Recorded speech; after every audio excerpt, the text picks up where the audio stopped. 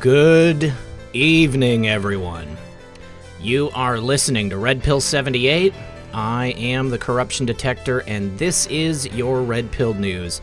Joining us live tonight via satellite is my good friend, Clinton Foundation whistleblower Nathan Cain. Please join me in welcoming him to the program, you guys. We've got a couple things we got to get out of the way here. Station identification. We've got a message from my sponsor coming up in just a moment. And I wanted to take a moment to say thank you to everyone who is here tonight. I hear my mom saying that there was another Bloomberg ad on my videos. You guys, please allow Mike Bloomberg to spend as much money as he wants advertising on my channel, because we all know it's not going to do any good. And I'll take Mike Bloomberg's money all day because he's not going to change anyone's mind.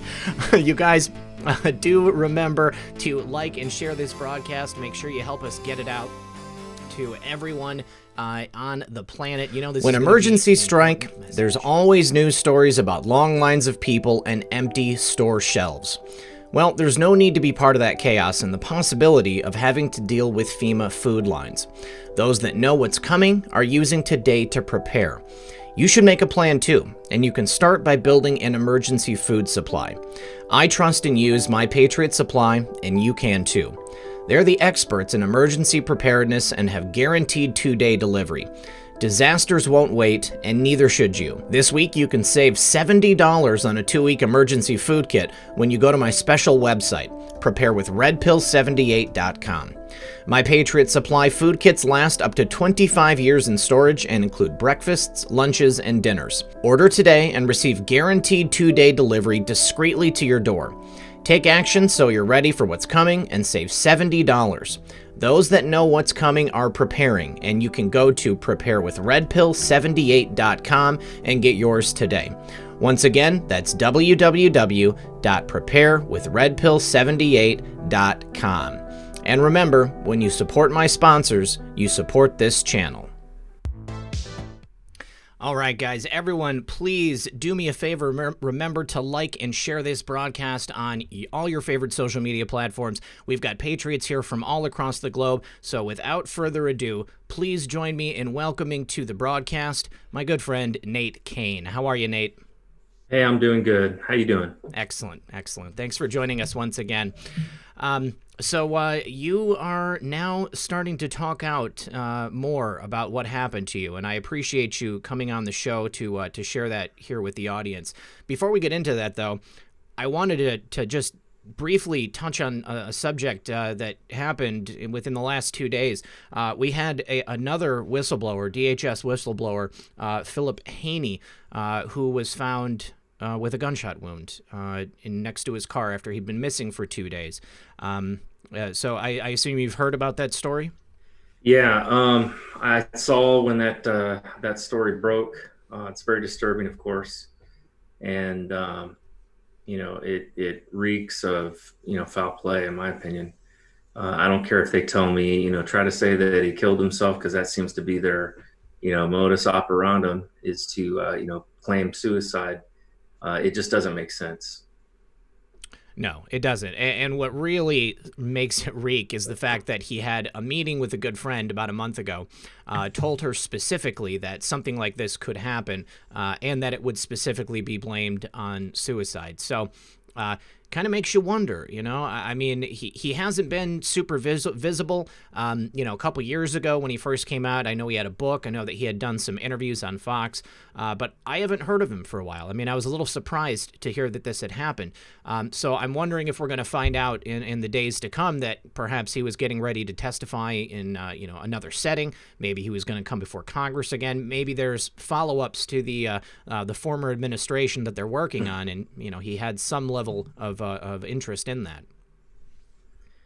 Yeah, it's definitely made me think about something, and that is that, anytime that you are a target or a potential target, you have to stay out there in the public, stay out in the public eye. I've made it a point, to tweet every single day. There's been times, there was one time where I didn't. And actually one of my Twitter, followers called the police and said, hey, Nate Cain he has been seen for 24 hours.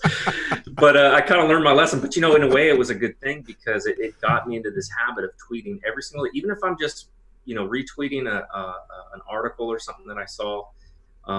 It's important, I think, when you're in this kind of a situation, to stay in the public, to stay in the light, so to speak. There's without a doubt, there are people, out there who want to harm, whistleblowers, and particularly whistleblowers who could be called to testify.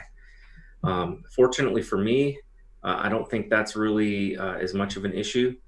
I think I was more in danger when I had the actual evidence, in my home.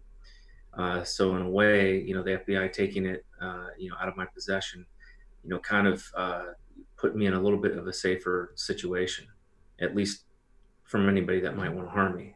Right. Well, I mean, that immediately calls to mind the post by Q stating as much, that the information was sort of safeguarded. It had to be taken out of your hands so that nothing was going to happen to you. And also comes to mind that you were actually Q'd this week. A post of yours was shared by our favorite Anon. Tell us about that. It was a clip from the rally the other day.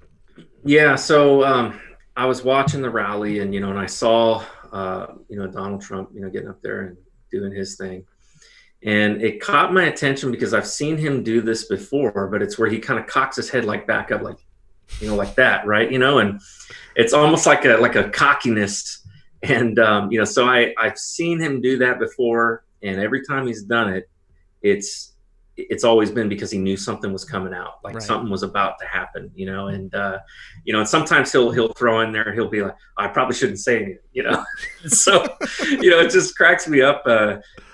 He's a character, and so when I saw him do that, I was like, okay, there's no way he would do that. And then when he said, and I think Donald Trump is very specific about the words that he uses. Mm-hmm. He said, I hope you guys are happy. Now, interestingly enough, I don't know if you noticed this, but at all of his rallies, towards at the end of the rally, they always were playing the same song. Mm-hmm. And it was always, Rolling Stones, you can't always get what you want, but sometimes you get what you need. Yeah. And I think that he was trying to send a message with that song to tell people, look, I'm going to do everything that I can, to make America great again, but I'm not going to be able to give you everything you want. Yeah. And I think in a way, his messaging and what he was trying to say to people was when he said, I hope that you're happy, was that, look, there's going to be a lot of indictments. Mm-hmm. I have no doubt in my mind some people are going down for this. They may not be the ones that we're hoping, go down. And the reason I say that is because Donald Trump still has to operate within the bounds of the law. Mm-hmm. And the bottom line is that people who are really bad people, they very rarely get their hands dirty. They usually have other people who do it for them. Yeah. And so I would not be surprised if we see some lower level people go down, and, there's going to be a lot of people upset because we want to see these, these criminals, at the highest levels go down. But, I think it's going to be hard to get them all. It might take a lot longer. It might take, them putting some pressure on people and getting them to flip or things like that, but, we're going to see the people who are directly involved, I think, are definitely going to go down. There's just no doubt in my mind. I want to follow up on that with you, but I need to say a couple of thank yous to the audience. Martha Freeman, thank you for joining as a member. Paul Marshall said, all praise and glory to God the Father of our Lord and Savior Jesus Christ. Thank you, Amen. Paul. Good to see you here, buddy. Ronnie Bear, thank you for that. Lady Q says, Lady Q, I can't get that pulled up. I'm sorry. There it is. Pray for you every day, Nate, and love and prayers. Okay. So, yeah, we talked about this before the show. Q said that 90% of the people who were involved in this were just following orders. Now, we know that these indictments are real. They exist. They're going to be out there for somebody. It can't just be in my mind, it can't be for all of the lower level people who followed the orders, at the behest of people at the tops of these agencies. I mean, obviously, we know John Brennan was clearly involved. We've got Durham now specifically looking at the actions of Brennan. James Comey was clearly involved. Now we have these connections going back to the Blagojevich incident taking place in Illinois. All of the same players, Comey, Mueller, I can't remember the other guy's name, Atkinson or something like that. He was the guy who was James Comey's lawyer that he handed off those memos to for the New York Times. All three of these people involved in Blagojevich, and now Blagojevich is getting pardoned. He's got information on exactly what happened with Renegade, and now President Trump is setting him free. You don't think that that's going to potentially lead to some higher level arrests? It might. When I say it's not going to get to everybody, obviously, there's certain individual I'd like to see go to jail. Directly related to the information I handed over. Well, Michael Atkinson's being removed, isn't he?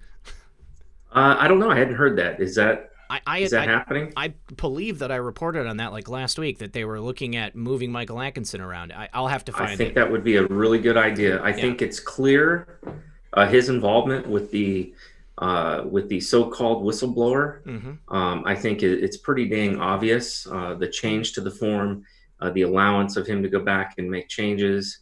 Remember, it was Michael Atkinson's decision. Mm-hmm.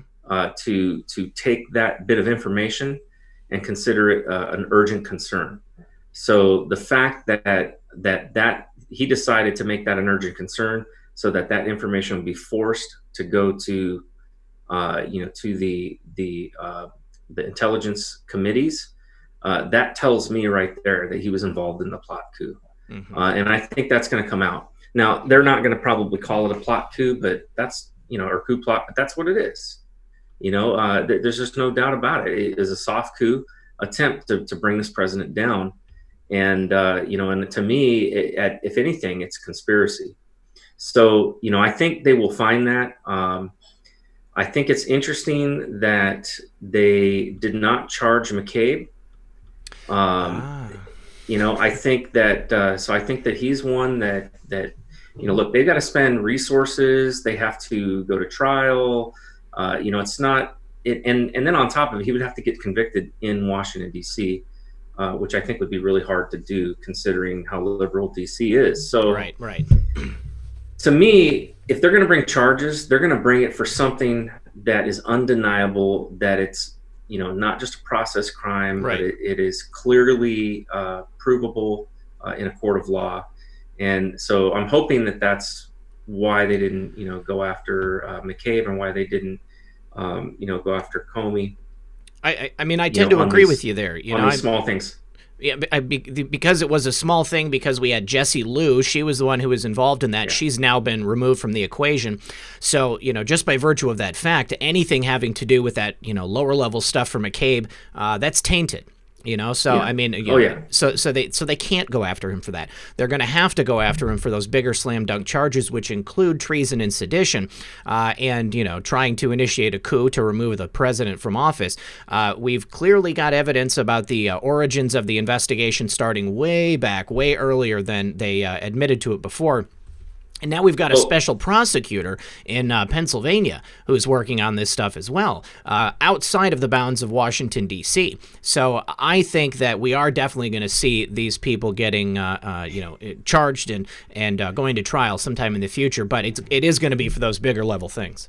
Yeah, I'm not a lawyer, certainly not a legal expert. So I caveat, what I'm about to say with that. But I have looked at U.S. code. I think the hard part with the treason and with the sedition charge is that the way the law is written, it looks like that it has to be involving violence or involving a war or something like that. So unless there's some information that I'm not aware of, which is possible, that might be a hard one to do. Although I've heard some legal arguments that that there's different ways that you could interpret the meaning of that. Haven't we technically been at war since 2001, since September of 2001? Yeah, but I think they would have to figure out, they would have to basically be able to prove that the sedition or that the treason was in like cahoots with, one of our enemies or something like that. Now Or they one of may our be able allies? they may be able to do that. I think there's plenty of other though charges that they can get them on, especially conspiracy. I think deprivation of rights under color of law. That's one that I definitely think, especially those involved in the FISA spying. I don't. I think they have a clear case for that, and that carries a heavy duty penalty. I think it's like a 10-year sentence or something like that maximum. So, and they could charge them for each case. And for each person that was spied on. So I mean, you start racking it up, man. You could see somebody get put away for for a long time. And then I've been following very closely. I've been following Rudy Giuliani's podcast, which is excellent. Anybody who's not following it, I highly recommend you follow it. Rudy Giuliani, when he goes on Fox or he goes on some of these shows, he can be a little bit colorful, and sometimes it's not really my style, but his podcast, he's very technical in his arguments. He goes through in depth, line by line of the evidence and what he found. And bottom line is we're talking about money laundering. We're talking about conspiracy. And he said in these cases that he is certain that if he was prosecuting this case, he would be bringing a RICO charge. Yeah. So those are huge. Those are how they bring down the mob and that sort of thing. So yeah, I think we are going to see some indictments. I think those are probably the types of charges that are going to be brought. I think that we're going to see first and foremost, because the primary thing that you've seen them going after right now is trying to discover what the origin of the Russia collusion narrative was and that investigation. So if you just take it in order, they're going to nail the people who abused FISA, the people who spied on the president, and that's what the president was talking about right before he said what he did. Right. Is that they spied on me, dirty cops. I think they're going to go after people in the FBI and in the Justice Department who've committed crimes. Once that's all done, that's going to lead to other investigations. And I've been trying to say this all along, which is that, look, why did the FBI, what was their motivation for doing what they did? I really don't think that it was as much about partisanship as it was about covering up for their crimes, that they had committed before, which was obstruction of justice, when they covered up the crimes of Hillary Clinton and the Clinton Foundation. So I think that ultimately is where it's going to lead. And now, of course, now we know about, the crimes that were committed by Joe Biden and Obama. So in the end, I think it's going to be, probably a couple of years before they get through all of this and where it leads. But I think it's going to start with the people within the Justice Department and the FBI, CIA. I think John Brennan is in some serious trouble. And the truth is, it's always the people who are barking the loudest. Those are the ones. And if you look at who's been barking the loudest, John Brennan is he's been one of the most, vitriolic, just angry, yelling, saying, constantly, trying to bash the president. Instead of moving on with his life and going golfing or doing whatever it is that ex-directors do, he has been adamantly, trying to create a narrative, that Trump is bad and that he's good. And I think that's because he knows they're coming after him and they're going to find some stuff. So I think that's coming. It's interesting. McCabe definitely, Strzok definitely, Page definitely. So I don't know how those people will be able to walk without some sort of charge. But it's going to be interesting to see how this thing shakes out, because certainly deals are going to be made in order to, leniency is going to be given in order to get people to turn on others because they want the big fish. And in the end, the big fish Might not even be the Clintons. It might not even be the Bidens. Who ultimately is controlling them? Oh, Soros, in my opinion. Exactly. Yeah. You know, that man is recognized as a criminal in several countries. Mm-hmm. You know, and I think in Hungary, the country where he's from, if he ever steps foot there, he'll be immediately arrested. Yep. You know, so he is a criminal without any doubt. I think that's one of the things they're finding out about this involvement in the Ukraine. So we'll see where all this goes. One thing to keep in mind, and everybody needs to remember this, you know, you had Barr came on television. I think it was ABC or it might have been NBC, but it was one of the main, you know, mainstream media channels. And he was interviewed. And one of the questions that he was, you know, asked about was the John Durham investigation. You know, and this was right about the time that he said that the Huber investigation had ended. And, you know, of course, nothing came of that. And that was a real big disappointment. But and I don't think that issue's over yet. I think maybe they ended the investigation, but you know, there are at least two investigators that you know, had turned stuff over to the IRS, and so the IRS is doing an investigation too. And people need to remember that it's not just the FBI, and there's bounties involved, and there's billions of dollars in bounty that's involved. That means that it was a significant amount of money that was money laundered, and so you know, that those people would not have spent that much time and that much energy going after that case if they didn't think they had a case. And I think that there's lawsuits right now that are pending. They're going to force this issue, you know, back into the light. You know, but AG Barr, though, he said something interesting. He said that John Durham, he said, was starting to wrap things up. Now, of course, there's been a few new things that, you know, have caused him to kind of go out and start some new investigations in different areas recently.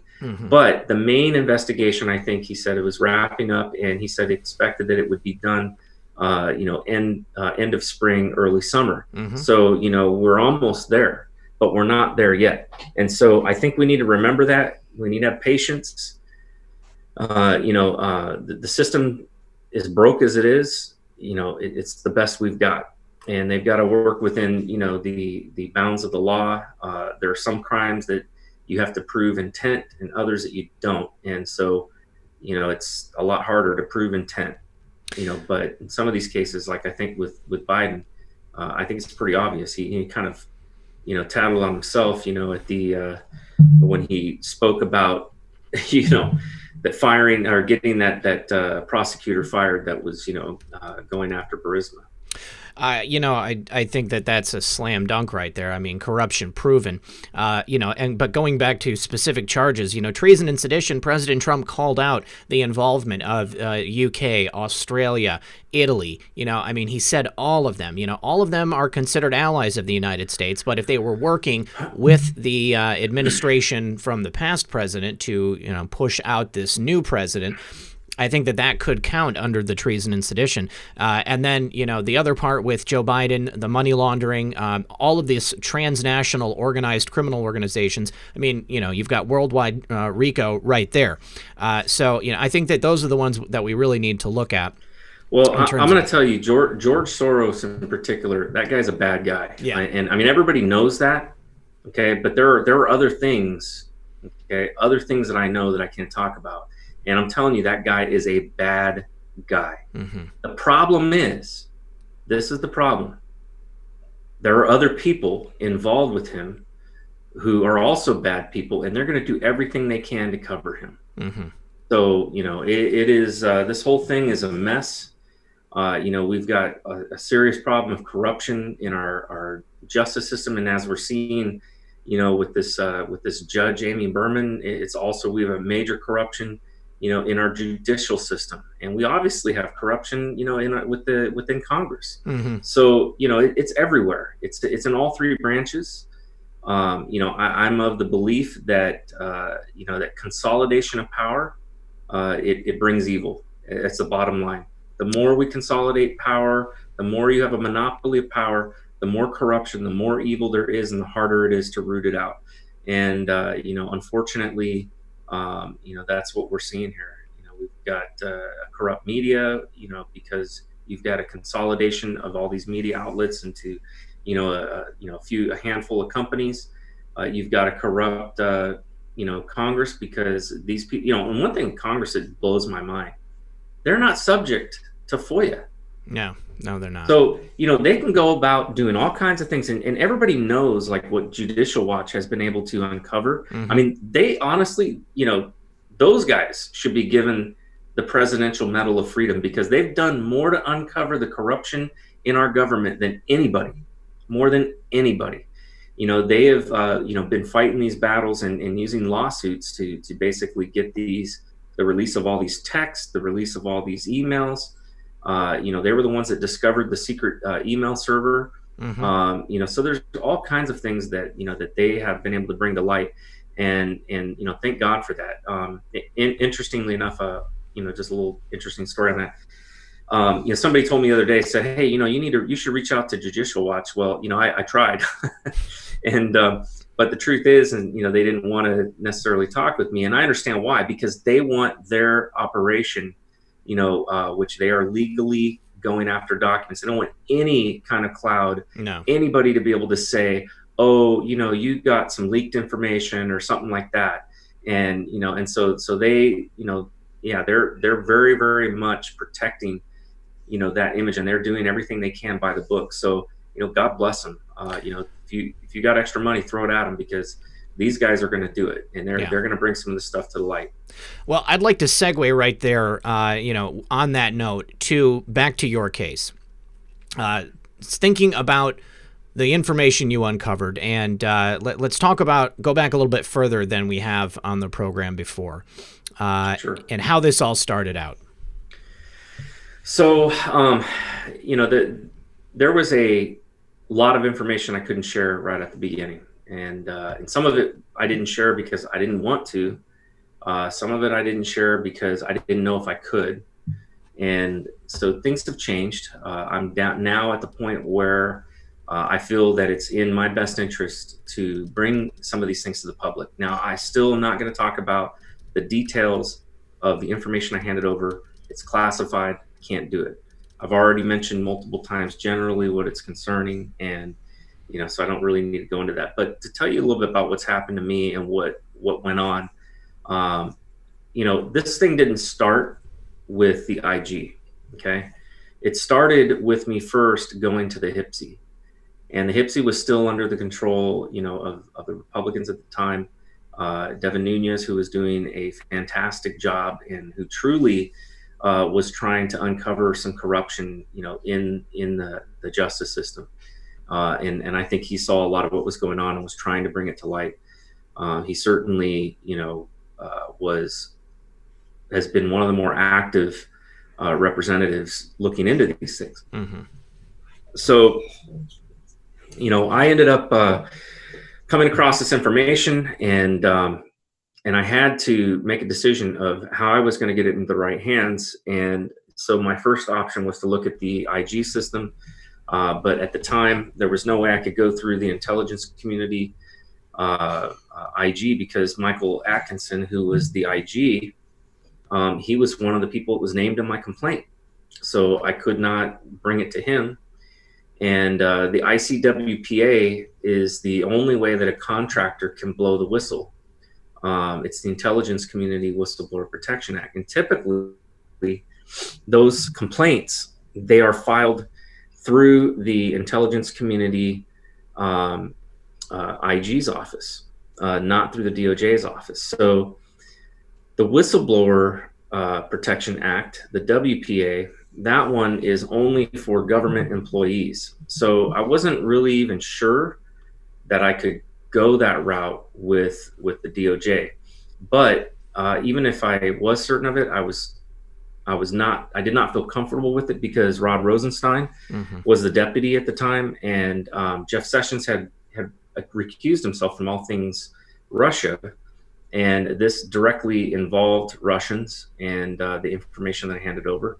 And so I didn't feel comfortable, it being reviewed by Rod Rosenstein. I didn't know if he was dirty or not, but he was certainly involved in the Uranium One thing and in the takedown of 10X, which was the Russian mining company transportation company that transported uranium.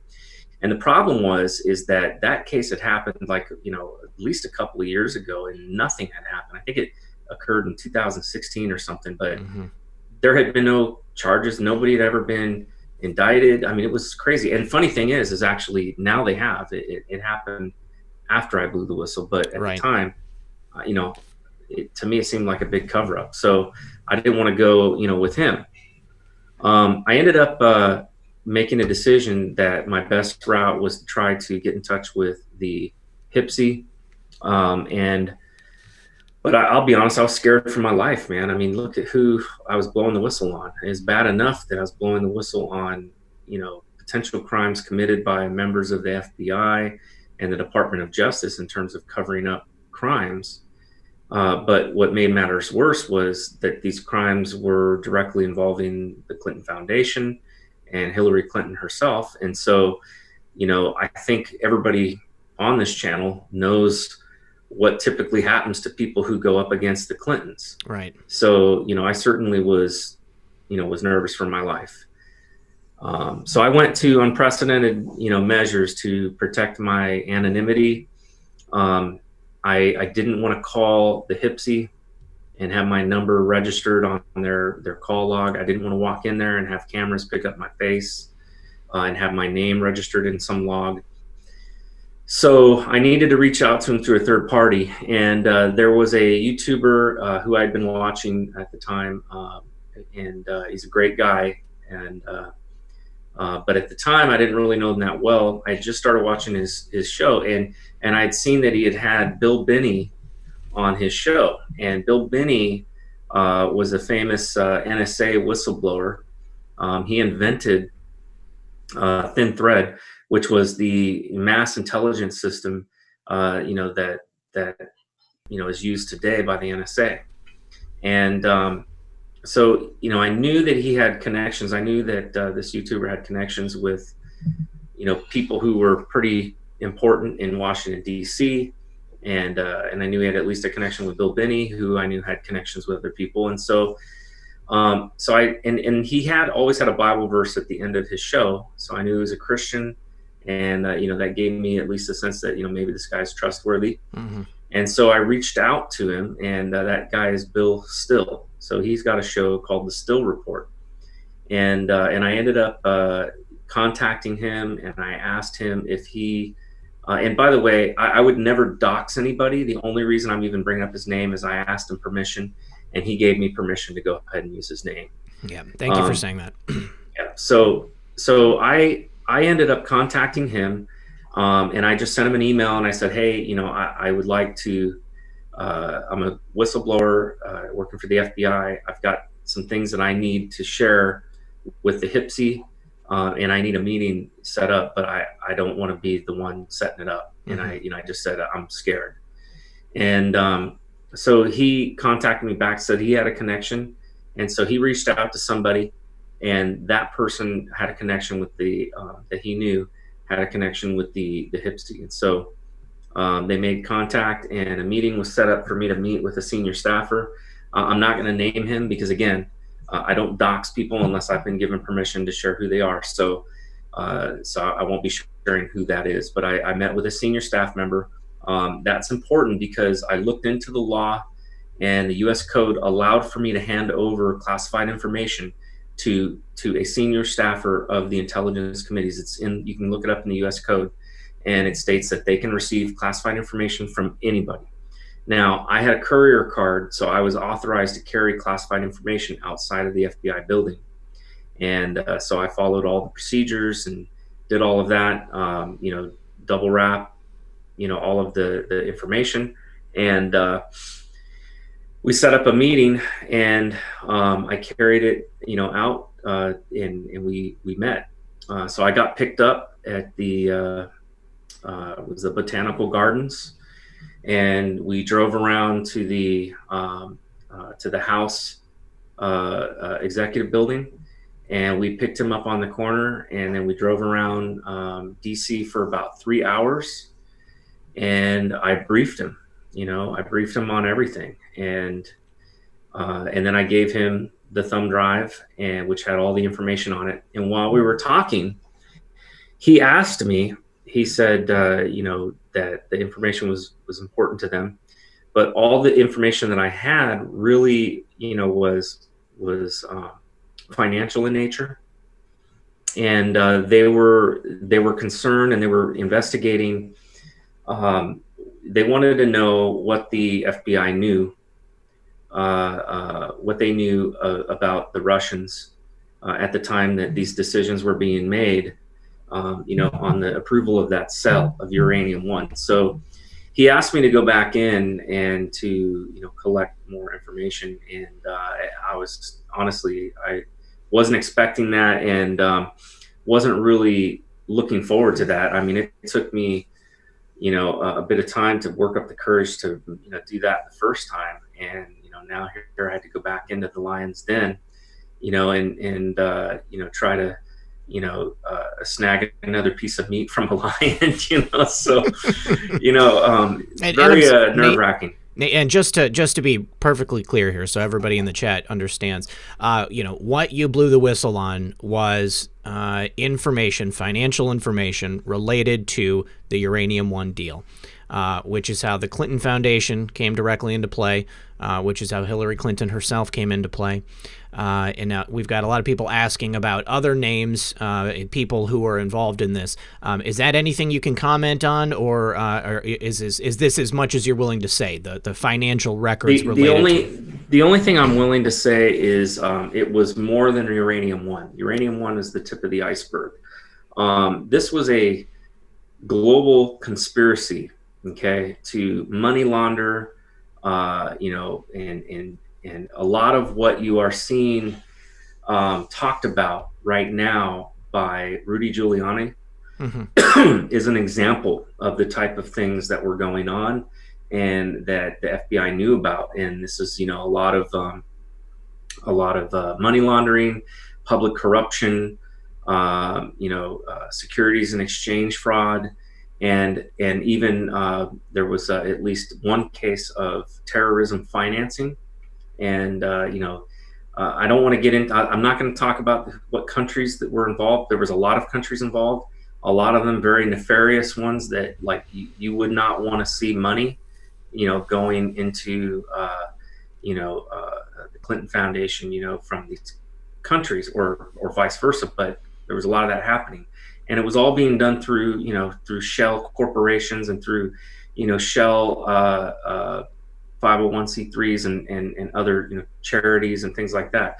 It's a real problem. The McCain-Feingold bill, interestingly enough, probably one of the worst things that ever happened, because what it did was it created this whole system of tax-free charities, and everybody got got their own foundation set up, and they started using these foundations, to launder money. And it's not hard to do. You basically tell somebody that, you have a position, and it's the whole pay to play scheme, and you've got a position and you're willing to do something, for somebody, and they pay another entity who then forwards that money to your entity, and, it's not hard to make it look like that money's going out to charity and things like that. And you can spend money on trips and flights and, businesses and all kinds of things. And you can write it off, as a expense, for your foundation. So there's so much corruption involved here. And, something else that happened, and this is another thing too, that's another reason why I was very nervous, is, some of this stuff. So there was something called the Panama Papers. Yes. So the Panama Papers, there were some things involved there. Okay. And that's about as far as I'm going to say. All right. There was a connection. And the problem is, the woman who reported on the Panama Papers, who exposed that, she was murdered in a car bomb. Okay. The people involved here murder people. All right. So this is not something, trivial. I didn't, and no offense to anybody who's blown the whistle and been retaliated against on things like sexual harassment or stuff like that, because that happens too, and that's a horrifying thing. But the difference here was I wasn't just looking at retaliation; I was looking at the potential threat to my life, and so I was very nervous, which is why I went to all of these extreme measures to hide my identity. And so back to the story, what ended up happening is I ended up getting asked to go back in. I went back in, and he had set me up with an app that had encrypted chat, and so we tested it out, and it worked. So I knew that it was working, and we had these IDs that we could connect with each other on. So I ended up going in, getting the information, bringing it out, and what ended up happening was I tried contacting them, and I got no response. Now, who knows what happened? I don't know what happened. I certainly would like to know what happened, but bottom line is I got no response. And I know at the time of the meeting, the whole reason for setting up the encrypted chat was I was told that they were worried that they were being surveilled by the FBI and by the CIA. So think Probably about pretty that. likely. Yeah, well, no, it came out actually that they were. No. On Chuck Grassley, when he was chairman of the Judiciary, he posted a link on the Judiciary's committee's webpage that was a declassified document from the CIA that showed that the committees were being spied on in order to find out, whistleblower information. So, I was right. I was absolutely right to be concerned and to hide my identity and to be all clandestine in my way of, getting that information to him. So, so I ended up, so he, I never got a response. So I had to take this thing home because it was I had taken it out on my last day, and because I basically was scared, and I had to, work up, the nerve to do it. And so on my last day, I knew it was my last chance. So I took the information out and contacted and got no response. So then I was stuck, in DC, with this classified thumb drive, and I'm like, crap, what am I going to do? So I had no choice but to bring it home and put it in my safe. And eventually I transferred it over to an SD card, got rid of, destroyed the original thumb drive, and I encrypted it with BitLocker, trying to make it as secure as I could. But I knew I needed to get that information, to the HPSI. So I contacted a lawyer, and I'm giving a very scaled down version of this. If you guys want a more detailed version of it, I did an interview this week with Bards of War, and that's posted out there. It's pinned to my Twitter, but I get into a lot more detail. But suffice to say, I ended up hiring an attorney, one of the best attorneys for whistleblowing in DC, and we entered into the Intelligence Community Whistleblower Protection Act, and we went and opened this up with DOJ IG Horowitz. By this time, Horowitz had already brought a scathing report against McCabe. So I knew he wasn't a partisan. I knew at least he was a by the book kind of guy. And I knew that the IG himself was limited in what he could do.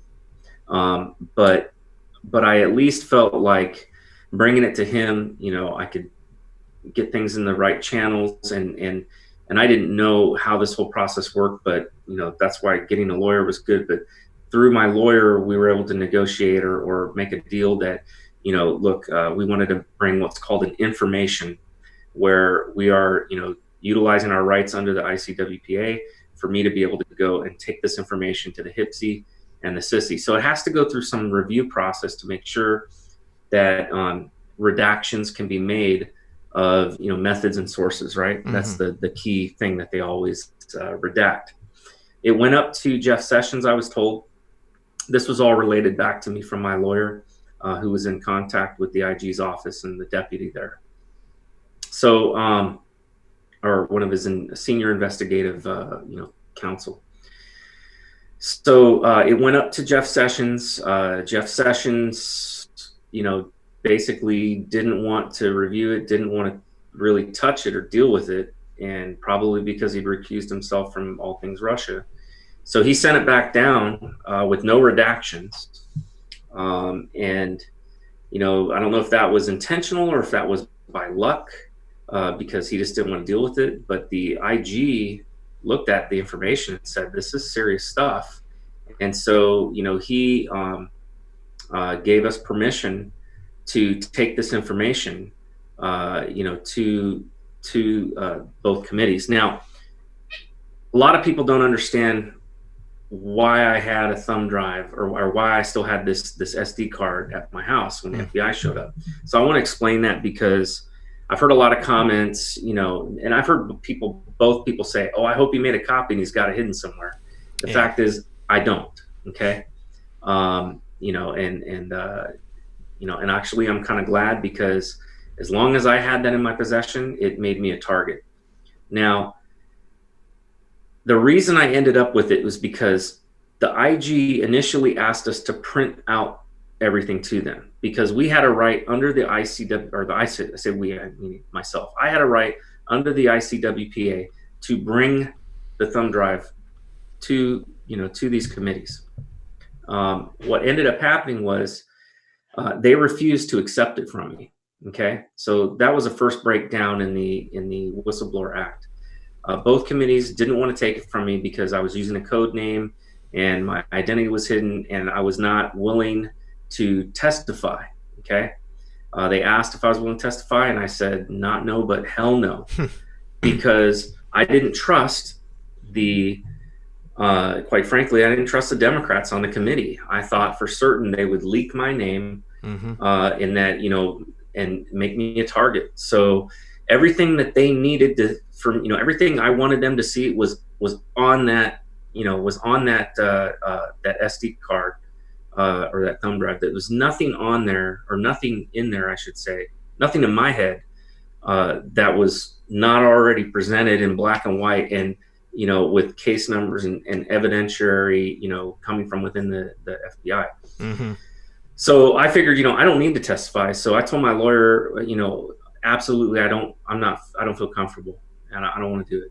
And they even tried to offer, well, we can bring you in and put you behind a screen and sneak you in through the back door and all this kind of stuff. And I'm just like, no, I just don't want to do it. Now, once my name was outed, then I was like, yeah, I'll testify now. I'm already, public. But by then, they didn't want to do it, because guess who's in charge? Adam Pencilneck Schiff. That's right. So he doesn't want me anywhere there. Yeah. But anyhow, so we ended up getting the information to him, but I still had this. So they would refuse to take it. So I went back to the IG. The IG said that the IG was willing to have his deputy deliver it, and so this deputy delivered to both committees. And he probably just made copies, and so just got forgotten about that I had this copy. Yeah. And about 2 weeks before the FBI raid, my lawyer calls me up, and or he may have sent me an email, I don't remember, but he says, "Hey, we need to do something about that, that information that you still have." And I'm like, "Oh crap, yeah." And then we got busy, and a couple of weeks went by, and then next thing you know, I'm getting raided. So wow. For all I know, maybe the FBI was listening in on that conversation. It's very possible at this point. I need to do a couple of quick thank yous to the audience before we get into the calls in the second half here. I need to say thank you to a couple of you guys. Thank you very much for all the super chats. Susan Lazier, thank you very much for that. Joe Martinez and Michael Coutuno have joined as members. Appreciate that. Banshee's Bane says, following orders didn't work at Nuremberg and it won't work now. Well, I think it depends on what the crimes are, I mean, everything is compartmentalized in the government. So there is a possibility that you could be given a task and you're not aware of, what the greater scope of it is. Follow this guy, report back on his movements. I mean, Nate, there could have been people who were part of the raid on your home who had absolutely no idea what the whole thing was about. They're just told, Yeah, I got no animosity. Yeah. There's one agent, just one guy. Again, I'm not going to dox him. Mm-hmm. I don't know what his motivation is. that I feel I was wronged by him. But all the other agents that were here that were going through my house, they're just doing their job. Unfortunately, the system is broken. It was the lead agent in charge who I really have a beef with, because that's the guy who made the decision to continue to press me for questions even after I told him I had a lawyer, who basically, after I told him I was a whistleblower, continued to serve me a search warrant and search my house. Basically tried to destroy my character, assassinate my character by going around and interrogating people and intimidating people in my small town, and insinuating through questioning that I was this right-wing conspiracy, anti-government, gun-loving pervert, and it just anything and everything you can think of, this guy threw out there through suggestion, telling people that that I was involved in some grand conspiracy, worldwide conspiracy, and bringing up Q and things like that, bringing up that I owned guns and owned all these guns. It was terrible. Can I ask you to elaborate on that, bringing up Q? Because I mean, when this initially happened, I mean, it was, I guess just over a year since Q came on the scene, and I don't know how public it was at that point. I mean, obviously for us in the movement, it was a big thing. We were already talking about it. We had been for some time, but we're talking about mid to late 2018, right? When was the actual date of the raid, and when he started coming after you and asking questions? November 19th. November. Okay, that's right. Yeah, I said November 14th in my interview with Bards of War, but my wife corrected me and said no, it was November 19th. So it's an easy slip. So only a year since Q had been on the scene, and I certainly don't think that there was any government response. But I mean, it's kind of telling because it shows that they were already tracking this stuff. They absolutely were already tracking it. And you got to remember, the investigation occurred after the raid. So they for months were out talking to people, learning things. They're going through my emails, probably seeing, my Twitter account, seeing all of these, Q followers on my account, start looking into things. Sorry, think I'm like part of some massive conspiracy. And unfortunately, the reality is that Q is not the government. If they seriously are threatened by Q, then they have very, very they have seriously misunderstood the whole point of it. For one thing, it's not any kind of centralized thing. It's not like there's we joke around, or we, there's I hear everybody talking about the Q army, right? Digital soldiers and all of that, but it's not a militia, or something like that. But that's what this guy was making me sound like I was. Right. And so I don't know what the deal is. I wasn't there. I'm hearing this secondhand from somebody that told me about their experience, but they were grilled for 6 hours. Wow. And they got up several times trying to exit, trying to give him a hint they were done, and he just wouldn't stop. So it was very bad. I shared this on Bards of War, and I'm going to share it here too. I got 2 pieces of advice for anybody who ever has an encounter with any law enforcement, the FBI, the local police, sheriff's department, whatever.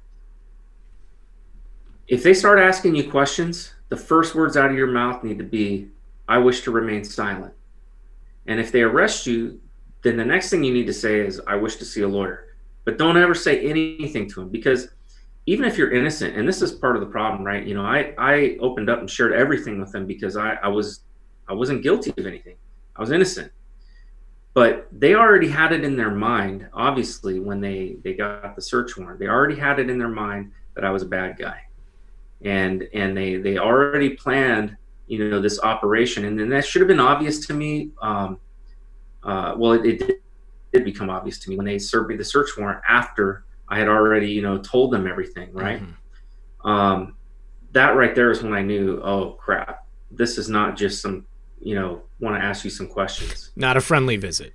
No. And so there is no such thing as a friendly visit. It's not, it doesn't exist. Okay. Yeah. It's a lie. And they're really good at it. I mean, they will convince you that they are your, this guy, when I handed him my guns because he wanted to go and collect all my guns, and they zip tied them and they put them, off in the corner because I guess, they don't want me going and shooting, whatever, man. They were in a safe and they had me separated from everything. Yeah. So, whatever. But nonetheless, when I'm pulling out, I pulled out I've got a pump action, Mossberg shotgun. And I don't know much about it. I bought it for deer hunting, with slug hunting. Mm-hmm. And in all honesty, I haven't used it, but other than at the range. But I hand it to him and he's like, oh man, that's a great gun. He starts telling me all these things about it, like he's some great gun enthusiast. I pulled out an AR-15. He's like going off about, oh, how great accurate a weapon that is and all that. And then later he's telling people that I have all of these guns, and he's saying, insinuating I have automatic weapons laying around my house. No. Under the couch. Yeah, I mean, give me a break, man. It's like, what the hell? So, these people, you can't trust them. All right. They are there. They are taught how to deceive you. Mm-hmm. They utilize, Stasi tactics of intimidation and mistruths and the whole good cop, bad cop, you name it, all those things. So I'm certain that there were good people there too, and I'm certain that even some cops use those methods because that's what they're taught to do. And unfortunately, just because you're taught to do something doesn't make it right. Just because that's the way things are done doesn't make it right. Right. I think we seriously need to reform our judicial and our basically our system of justice. It is broke. I'm in 100% agreement. Son of a green card, thank you for that sticker. David Mansfield says John Brennan, Hangmo or Gitmo. Personally, I'd like to see him spend the rest of his days in a 4x4 Gitmo cell. Warwolf says the Lord is slow to anger but great in power. The Lord will not leave the guilty unpunished. His way is the whirlwind and the storm, and clouds are the dust of his feet. Hey, so, Warwolf. Hey, he's one of my buddies. He's a good guy. Good guy. Yeah. Jennifer Small says gun running through Benghazi en route to Syria would qualify for treason. Obama, HRC, also dead CIA agents in China. Definitely. I'm hoping that stuff comes out eventually. Baby Yoda says, no words can describe the love you share to all love. Good to see you, Baby Yoda. Kathleen Biker, thank you for the sticker. Laura Rook, thank you for that. Banshee's Bane says, this makes me think that No Name was the first domino to fall. I tend to think that John McCain was sort of the first domino to fall. I mean, we're never going to, find out for, quite some time, but I do honestly believe that. Leah Bird said, praying for Nate's safety.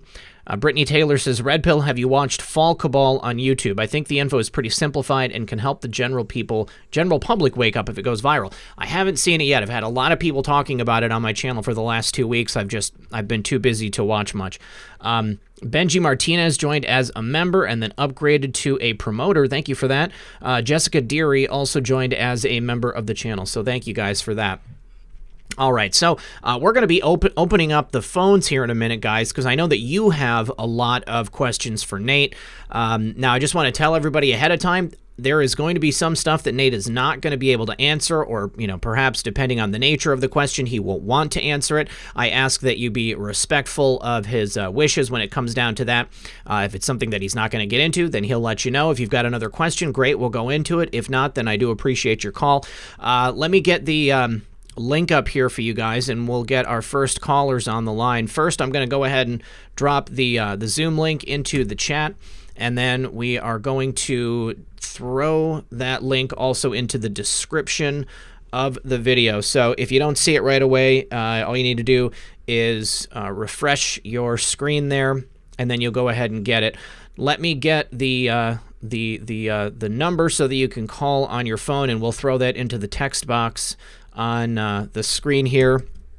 And I appreciate everybody. If you have not liked the video yet, if you have not shared it yet, please make another request for you guys to do that. It really does help out, and it will help us get this information to the people who need to see it, because this is one of my most important interviews that I've done. I mean, every time Nate's on the show, you guys, I don't, maybe it's just because Nate and I have talked about it behind the scenes, but I'm aware of how deep this goes. And I don't know that it's always necessarily translated just because of the fact that Nate can't talk about everything.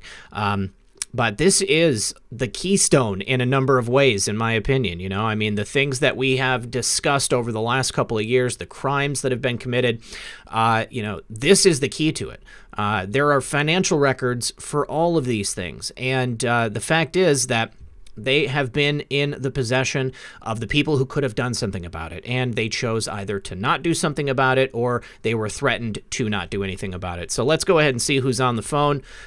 We've got Gemini Cartel is our first caller. Gemini Cartel and everybody else, remember to mute your stream in the background. We don't want to have feedback issues like we did last night. I do appreciate you keeping that in mind. Gemini Cartel, we need to get your microphone working.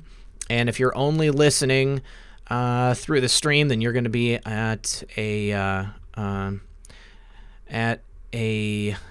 lag. So we're going to bring in Neo instead and see if Neo's got his microphone working. Let's see if we've got any other questions that have popped up. Don't see anything. I also saw people asking for my email in the chat, redpill78@protonmail.com. Thank you very much for getting that out, mods. And let's see, Neo, you are on the phone. Good evening, guys. How are you tonight? Doing well. How about yourself? Doing great. Good, thanks.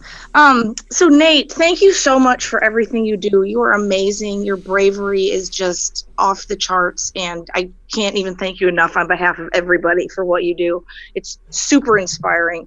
Thank you. Yeah, you just seriously. Like even in the chat, everyone's like, "How is this man still alive?" You obviously have God's protection around you. I'm telling you right now, the only way I'm still alive, the only way that I'm, still here, it's got to be God. Amen. I know I've got thousands of people that are praying for me daily and praying for my family, and I am so grateful for that. You are proof that God exists. I mean, come on. Your life is proof. So yeah, on that note, it's like I've been following Q since the beginning, and I was just a lurker. I didn't share, like, subscribe, comment, nothing. I didn't want to be a target myself, but the thing in your gut that just kind of pushes you, like, no, there's something you're supposed to be doing. So like I'm an audio engineer, and I reached out to a bunch of QTubers, and I've helped some people with stuff there. But there's like I need to be doing more. And the other day at work, I work at a Christian radio. Not the other day, but a couple months ago, talking to somebody. A guy I had never met before, just hanging out, said something about building 7. And then the next thing you know, like an hour later, we're pits deep in this conversation about all the conspiracy stuff, how everything's connected. So we decided to start a podcast. He brought another friend in. And so the whole idea is to try to connect the dots of all of these conspiracies going on and just the craziness of the world, but completely through a biblical lens and how it's all written. It's all connected. And like the target audience would be for non-Christians that are interested in all these topics, but don't see how it's all related and biblically it's all in there. It's all connected. But then also we want to kind of red pill Christians that don't know that this stuff's going on, that they know everything about. So I wondered if I could just really quick use your chat and get, a quick little vote here, because we can't decide on a name. We kind of want to do something that connects the dots or does some sort of deprogramming of what we've been programmed in. So our 2 ideas that we have so far are manual override, because that way it's like you're taking over what you've been programmed from. I like that. Or big red button, which is, that thing that you hit it, you go there. I'm going to see manual override. My vote's on manual override. I like manual override too. That's pretty that awesome. was mine too, but big red button's kind of, it's kind of more fun. It makes me think about Staples. Right? Yeah, that too. Totally. All right, cool, because I like manual override too. But chat people, beautiful chat. What you all think? So give your vote, and I will totally appreciate it. And All right. I Well, won't take any more of your time. You guys are awesome. Thank you again, Nate. God bless you both, and Thank you. I will talk to you again soon. thank you, Neo. Have a great day. Appreciate your Bye. call. Yeah. Bye. Okay. Gemini Cartel, you need to select your microphone in the application, in the Zoom application. If you're on a computer, you go down to the bottom left, there is a mute button, and there's an arrow. You click up on that arrow, and then you can choose a microphone from your system. If you can't get the microphone working, I do apologize. We're going to just move on past you, but I'm going to bring in another caller, Frederick Brent. Okay, please, and if you guys just get your questions ready for Nate so we can get as many people on the phones as possible. I do appreciate it. Frederick, are you there, sir? Yeah, how you doing? I'm good. How about yourself?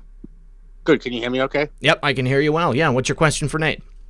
I don't really have a question for Nate. I just wanted to mention one quick thing. You notice that POTUS at all his rallies, he's getting more and more aggressive as far as talking about the DS and bringing out stuff. And I want your listeners to know that one of his rallies he did last night in Las Vegas, he mentioned 322-1111, which is dark to light.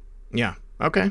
322 is Skull and Bones, and 1111 is the angels. Yes. I did hear a couple people talking about that. That's cool. Otherwise, awesome show. And Nate, thank you for your hard work. And we appreciate you, Patriot. Thank you. Thank you. Thank you, Frederick.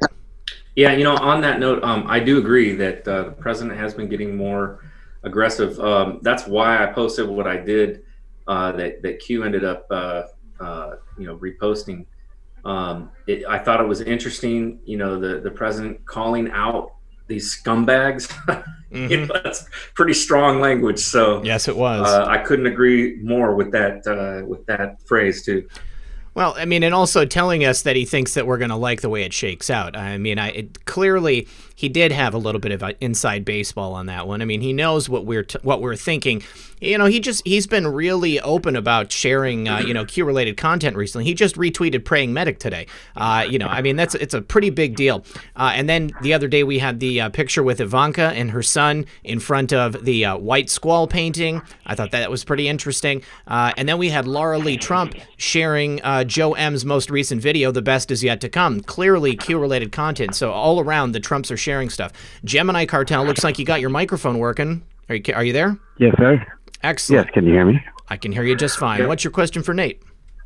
All right, mic check sounds good. Nate, you're a brave man, sir. You're a patriot. Prayers work. Definitely. Ask methods. Prayers do work. Red Pill, love you. RDoc, love you. Methods, you out there.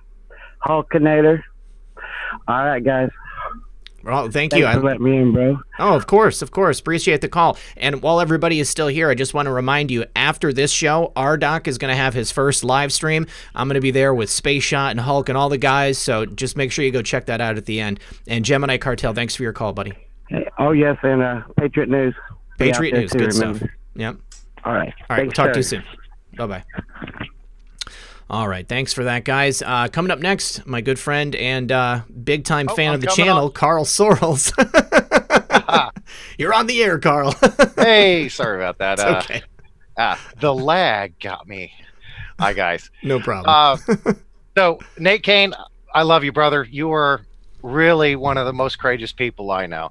So, Thank you. I have to ask, did you know about the Clinton body count long before you decided to throw your neck on that Yes. stopping block? Yes. Yeah, I did. I knew all about the Clinton body count. I knew about the I followed the whole Clinton cash thing with Peter Schweizer, reading through that book, and so I was very familiar with a lot of the crimes of the Clintons for some time, but I'd never seen evidence. All I'd ever seen was just conspiracy theory and different people talking about it. But it's uncanny how many people have died that have been connected with those people. So yeah, absolutely. I mean, it without any doubt, it was a scary thing.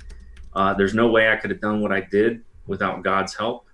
I prayed about it long before I did it, and I asked God to give me a sign, and He gave me more than one. So I had that. Truly amazing, Nate. I mean, I've been in law enforcement, so I know the horror and terror that they put you through. Of course, all the lies and deception. That's just, as soon as I became a cop, I learned I don't like cops. Right. It's You know, just, it's funny you mentioned that. I have two uncles that are both cops, and both of them are the one uncle that I'm close to. He's kind of like hardcore libertarian, and I'm like, how does that work? He wants to see drugs, legalized, and he's against, a lot of the things that happen. He just retired, and but I understand now because of seeing these types of things. It's just it's got to be something that wears on your soul, and unfortunately it's part of the job. oh yeah. Cop's worst nightmare is another cop, which is why they, the brotherhood is so tight. Right. But when they're not out arresting other people, they're practicing on each other.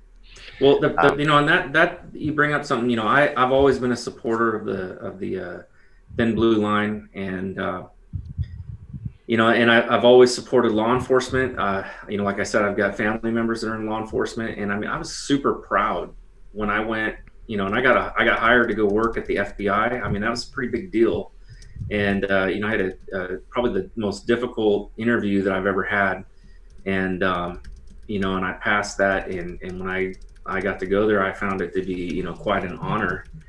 And there's a lot of good, FBI agents there, and even the people that raided my house and stuff. I don't think they're bad people. I think they're just doing what they were told. Like I said, I got issues with the special agent in charge. And he's he's not your typical beat, cop. He's an SES.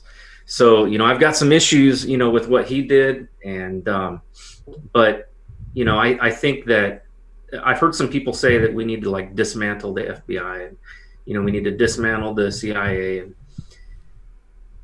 part of me feels like there's definitely some problems. I think there's some issues that I would not doubt that there needs to be a breakup of the intelligence community side of the FBI from the law enforcement side. I think that the power structures within. Let me just cut you off right there. I mean, I think the biggest problem is that we are too much of a police state. Just remember back in the day, cop's job, police officers, FBI and everybody else, is simple. You protect the people in your in your neighborhood, and you service them. That is a very limited job.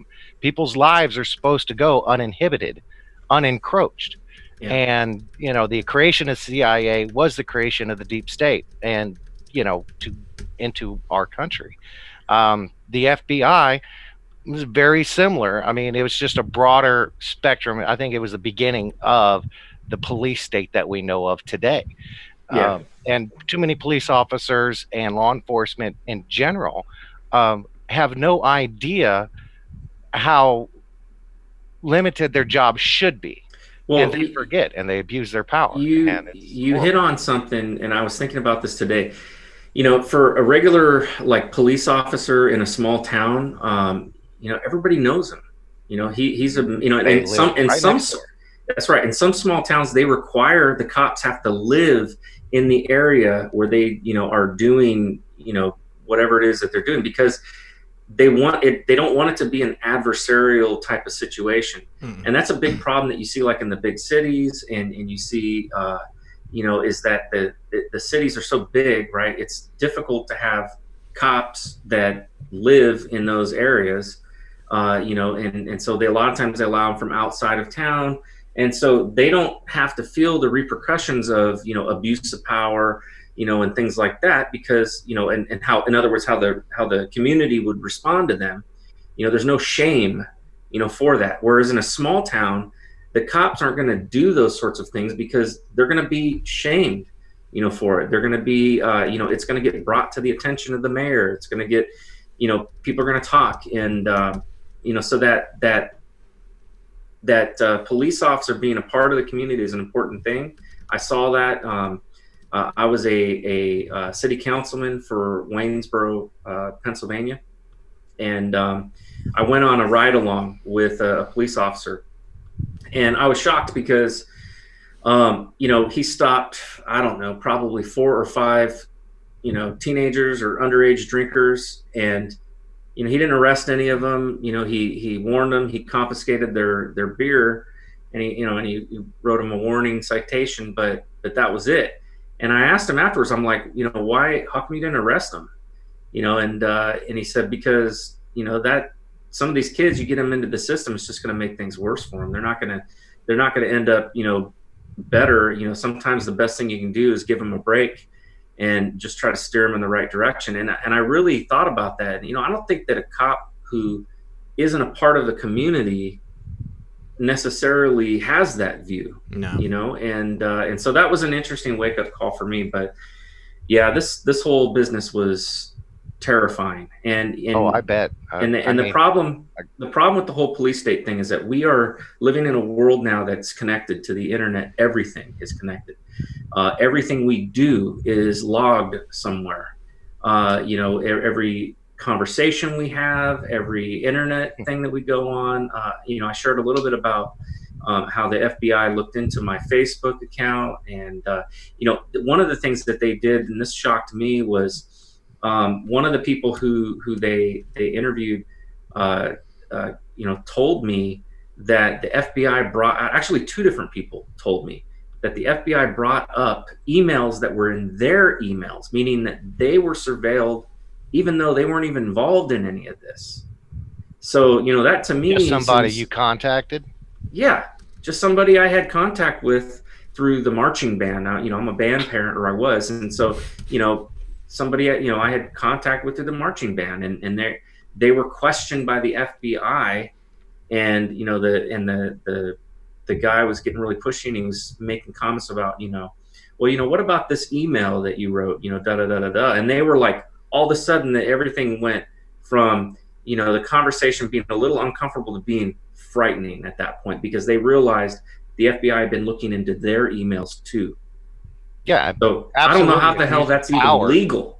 I don't know how it's a violation of their constitutional rights. The umbrella. And actually, I thought CIA was the only one that was allowed to look into domestic matters, not FBI. No, FBI actually are the only ones that are supposed to do, things in domestic matters, but they have to get, they don't own those systems. The NSA owns those systems. So they actually have to contact NSA. They have a liaison that sits in the office. The CIA also has a liaison that's in the office. So they work with them. And this is one of the things that Obama did. He basically created this monster where all of these guys are now interconnected with each other. And, and it's not, and I can't just blame Obama. Bush had some of this too. After 9/11, they felt like they had this breakdown in the intelligence system where information didn't get from one person to another. And so they ended up creating this massive spy network that they all have access to. And we know from Aaron Rodgers, from Admiral Rodgers, the former director of the NSA, that the FBI has abused. Contractors in the FBI have actually utilized their system to spy on Americans illegally. So why aren't those people in jail? That's what I want to know. Because they don't have a puppy. Muffin broke in, so I just thought I would hold her up so everybody can see her. She's usually she's too short to get up to the camera. So. All right. Well, listen, Carl, buddy, I appreciate the call, man. We're going to move on to the next caller because we've got a lot of people waiting. All right, Red Pill. All right, love you. Somebody was asking in the chat. These are Doberman pinchers, by the way. Yeah. And my email is combatcarl8@gmail.com. Oh, sweet. Yeah. So hopefully the guy who wanted to get in touch with you is listening. combatcarl8@gmail.com. Yes, sir. All right, sweet. Excellent. All right, Carl, we'll talk to you soon, buddy. Bless you. Thank you guys for the call in. And Lake Cain, man, I'm glad you're still alive, brother. Yeah. Stay that way. Good stuff, man. We'll talk to you soon. All right. I need to say Lord thank you. willing. To Mike Q, he said, "Pain for them is coming. Prepare for the storm, dark to light. God bless you all. This is the best is yet to come." Absolutely. Jeannie Salazar says, "I'm praying for you, Nate. Thank you, Red Pill, for all you do and share. Where we go, one, we go all." Good friend of the program, God's Guy and Gina Girl. God bless your courage, brothers. Ephesians 5:11. Thank you for that, guy. Lizzie Gina Free. Girl. What's that? I say, hey, Gina Girl. Yeah. I'm going to be on with God's Guy tomorrow night, just so you guys know. Sweet. Good stuff. Lizzie for Freedom says, "God is with you, Nate. Stay in the light. Thank you, Red Pill. Much love." Yeah, I mean, we keep saying, we're so glad you're alive, but I think that the reason that you haven't had any harm come to you is because you've been so visible this entire time. I mean, you've made sure to go ahead and check in all the time. But I didn't even think, when you had told me previously about, that notice that you had received that we talked about last time you were here, they were, reading all of your social media stuff. I mean, that means that they had, your private communications with everybody, I mean, first place we spoke was on Twitter. So, that it just makes you wonder how far they go. Q-Wife Maga Life says, "Here's $5, sending you a California gallon of gas." Kisses for all the hard work and important work. Thank you very much. All right. And, we've got 4,700 people here tonight, guys. So please, if you have not liked the broadcast yet, please do. It will give us a big boost, and it will help get this recommended to more people so we can get more eyes on the truth. We've got Jared coming up next on the line. Jared, what's up, buddy? What's going on? Hey, you've got a YouTube channel, don't you? Yeah. Okay, sweet. Informative info. That's right. That's why you are. Okay, awesome, dude. I just had a couple. Well, just one question. Whenever you took that 3-hour car ride, did they provide? I know you're scared crapless. Don't want to say the bad word, but did they kind of provide you any protection at all after that? I mean, because we know that they have their claws and everything. And how paranoid were you after that whole car ride and telling them everything? Boy, the answer to your first question is no. As far as I know, I've never been provided any protection other than from God. Now, I may find out, years from now that, that the president had people staked out, around my house or whatever, for all I know. I have noticed that I've had some strange encounters with people following me, and it put me off. And I even took weird turns and things like that. I had a situation actually that happened.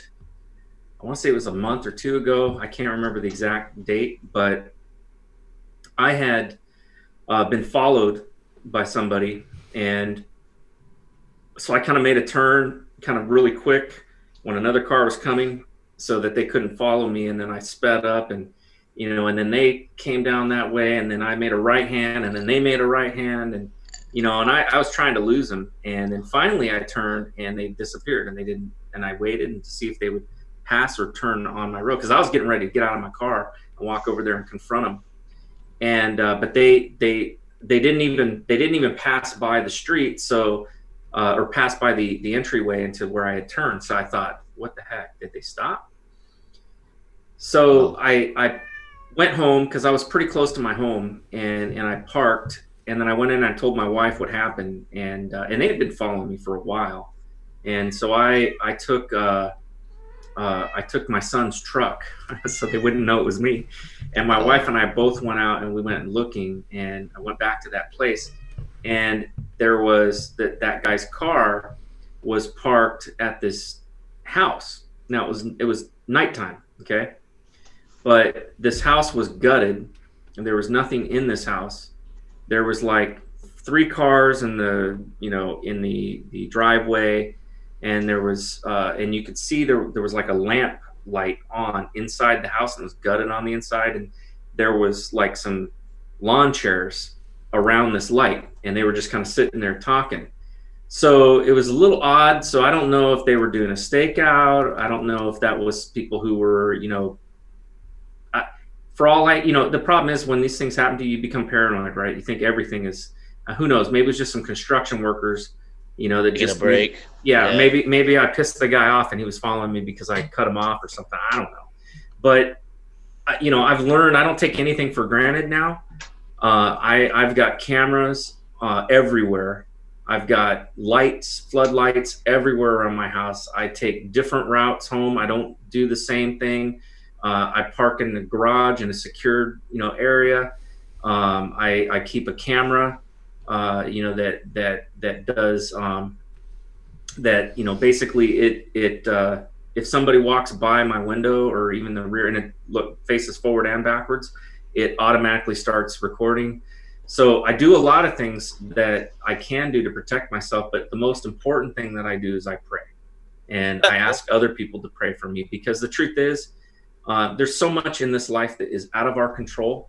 And if I was constantly worried about it, I would be a wreck right now. Yeah, so, absolutely. I mean, I understand that, especially if coming from the Clintons and stuff, but I appreciate you answering it, man. I'll get out of your hair. Thanks Next for caller. The call. We'll talk to you soon. Informative info. All right, bye. Thanks, brother. Peace.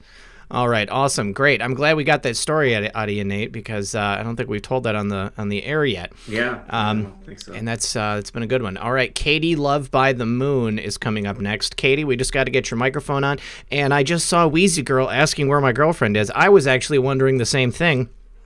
Honey, where are you? Let me send her a text.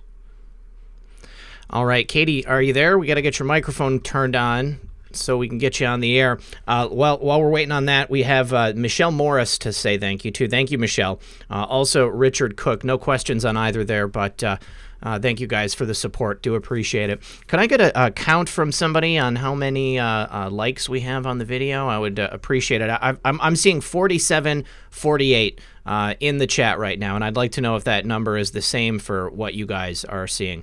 Okay, honey, she's here. Somebody said she's here. Thank you very much, Mr. Meh. Appreciate it. Okay, Katie, are you there? I am here. Excellent. How's your night going? It's great. How's your night going? So far, so good. It's a good night when Nate Cain's on the program. What's your question? Well, first of all, hi. But secondly, Nate, this has been, a really long journey for a lot of us that have been following you. And just, as patriots, we become very emotionally invested as a family of patriots. I don't think this is anything that's, I haven't really seen anything selfish so far, thank goodness. But it's a two-part question. One, what can we do for you? Because you've been through an awful lot. And two, can you please tell people what they can do to increase their knowledge? Because it's for documents, etc. Because as much as they'd like to think they're awake, not everybody knows sources. That's it. Those are good questions. The first question, what you can do for me is I feel your guys' prayers, and I can tell when people are praying for me, and my wife can tell, our family can tell. We've been through a lot this year and the last couple of years. The stress levels have been, pretty high. It's been pretty intense. So prayer is absolutely the most important thing that we all need. I've had some people, ask me, about, contributing financially and things like that. And I don't really like to do that unless I need it. Right now, I'm not in need. I am likely going to write a book here soon. So, hey, save it. And when I have my book come out, then, buy my book, and, that will help. The costs and everything that were associated with this whole thing. I mean, I'll just share with you, it was $200,000 was what my legal bills were. Yeah. There's no way that I could have afforded that. And, but a very kind, elderly lady who I've never met and I don't know her. Basically she's a philanthropist, and she wrote a check for my entire legal, counsel. And so that went into an escrow account, and that covered all of my legal bills up to now. Now, if something happens and I end up, in court or something like that, because my case is not over, okay? So it is risky for me coming on, but in all honesty, I'm at the point where I don't give a damn anymore. Excuse my language. If but I'm so fed up and angry about not what occurred to me, but what happened to my family, my wife, my children, my neighbors, my friends. This affected so many more people than just me, and that's what angers me.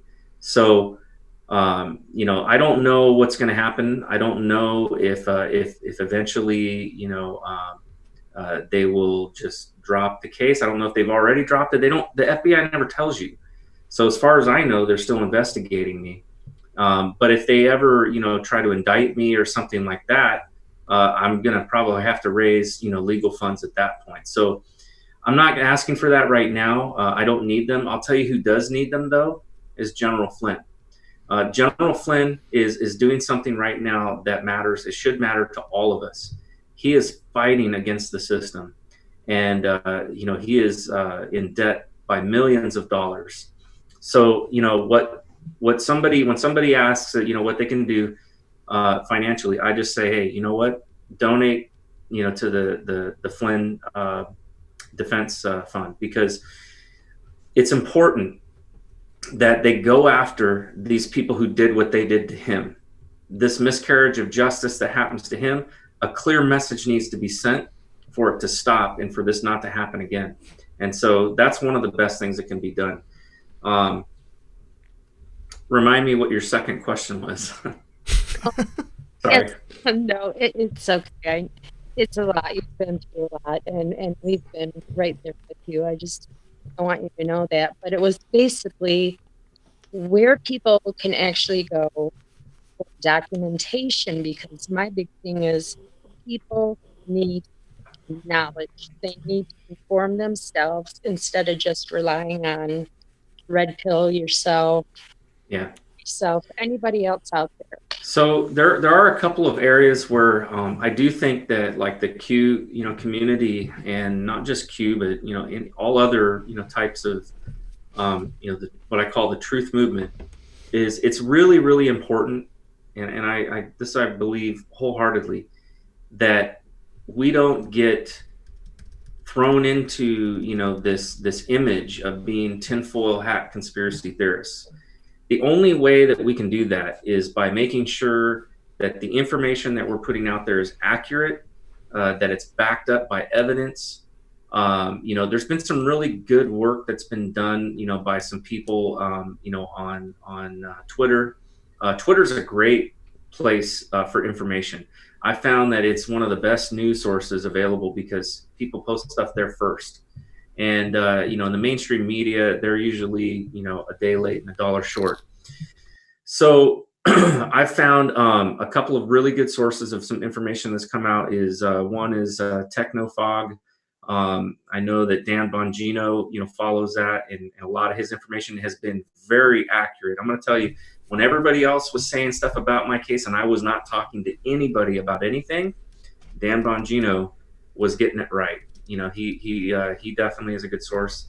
A couple of other really good sources though too, if you're just looking for just raw information to dig through, the FBI, the CIA, the NSA, all of these different agencies, they have something called the FOIA process. If there's something that you think, if you get this like hunch or a suspicion about something, you can file your own FOIA requests, and I've done that. Now, sometimes they won't, give you the information. In case of like Judicial Watch, they've had to, sue for it. And Judicial Watch is one of the best sources for hardcore, just straight up data right out of the, the bowels of the FBI and DOJ. So they're a great source. But you can go to, like, the FBI has something called the Vault, and I think it's vault.fbi.gov or something like that. Yeah. And every single FOIA request that comes out, they put it in there. So, and the CIA and the NSA, they have their own, other versions. But, those are the three main intelligence agencies, right? That everybody knows about. But there's a lot of other intelligence agencies that probably don't get FOIA requests very often. And I think that we probably need to do a better job of questioning them, because occasionally they do try to hide things. They'll try to, cover things up and overclassify and stuff like that. But occasionally one slips through. And I got a feeling that that there are a few patriots that are, in those agencies, and they might let something, go out, and when maybe their supervisors wouldn't prefer that. So it's important that we are going to the source of a lot of this information. There are some really good people, though, like I said, out on Twitter that have been great. They have seemed to have really good sources on the inside. Like in my own case, I know that Roscoe B. Davis posted something very, very interesting in relation to my case. He said that he had an inside source in the Baltimore division, and he knew a lot of. And when he was talking, he wasn't just like, you could tell he wasn't just making stuff up. For one thing, he legitimately was a Texas Ranger. He lives, I guess, in Virginia or something like that. And he said he had an inside source at the Baltimore field office that admitted that they made up the charge for my for the search warrant on my home. Wow. And I know that. And that the guy didn't feel right about it. But, a lot, like I said, there's a lot of guys that, that are in the Bureau, and they got families, they got families to feed, they have bills to pay. They see what happens to whistleblowers. They don't want to become one, and I don't blame them. And, I don't want to ever judge somebody who's ever put in that position. The only reason that I was able to do what I was able to do, I honestly believe God has been preparing me for this day since the day I was born. I've had so many situations, and these things will be in my book, but there's so many things in my life where I've had opportunities to deal with having to blow the whistle. It's really weird. It's like this pattern that has happened in my life multiple times. And so I'm kind of at the point now where I just, it comes second, nature for me to not feel good about ignoring something that I see.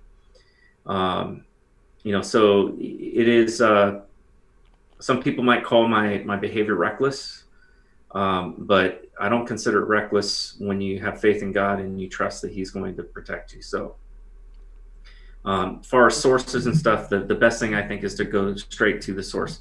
I think we all have to be very careful when we're on YouTube and we see things. I'll share one thing with you real quick here, because I think this is important. I want to get this out. Is when I was at the FBI, you had the Las Vegas shooter thing that happened. I was there at the FBI, so I saw all the files coming in. I saw a lot was going on. I can't get into any of it, but other than to say that a lot of what people were saying online, including in the Truther movement, was wrong. It was misinformed. It was putting two and two, together that didn't actually go together. And there were some things that I thought legitimately were ignored. But like some of the video footage that I saw that people had put out there that I did not see the FBI even looking at that, or they didn't get it. So there was things like that I did see, but not everything is a conspiracy. Some things legitimately are just, what they are. But there is nothing wrong with questioning our government. There's nothing wrong with questioning, especially what the media tells us. I would say probably more than half, and this includes Fox, it includes, all of the main, mainstream, public broadcasting news stations. Everything they put out is put out with a specific narrative in mind. And they edit and they cut and they paste and they put things together. When somebody comes on their show, they put things together in a way to where you're not getting everything maybe that person told you or everything that person said in their interview. I've actually seen this happen to me personally twice in my life. Once was when my son was born. He was born on New Year's, my second oldest. And so the news showed up at the hospital, and it was funny. They interviewed my wife, and she, was just talking about God and saying all these things about the Lord, telling her that she was gonna have a boy and all this stuff. And I knew right away, I'm like, oh, they're not gonna post. They're not gonna talk about that. That's gonna get cut. And then, so when they asked me, I was just like, oh, I'm just happy that he's healthy, and and I'm just grateful that that everything went well. Come, when the show showed up, they totally cut my wife out 100%. They had everything I said in there, and they just showed a picture of her real quick. It was like so ridiculous. And even One America. I went on One America, and it was a good interview, and I had a lot of respect for for them and for Richard Pollock. But the editors, they get in there and they're going to cut things. There were some things that I said that didn't make it into the final cut that I wanted. I have my own narrative, things that I want to get out there, things that I wanted to share that got cut because they're under time constraints. And so they're focused on getting out there the information of what they think is, what their listeners want to hear, And so be careful with the media, because not everything they say is true. And a lot of what they say, is false. I mean, we've seen fake news just this week. The AP, and all of them were reporting the same thing, and then it turned out to be completely fake.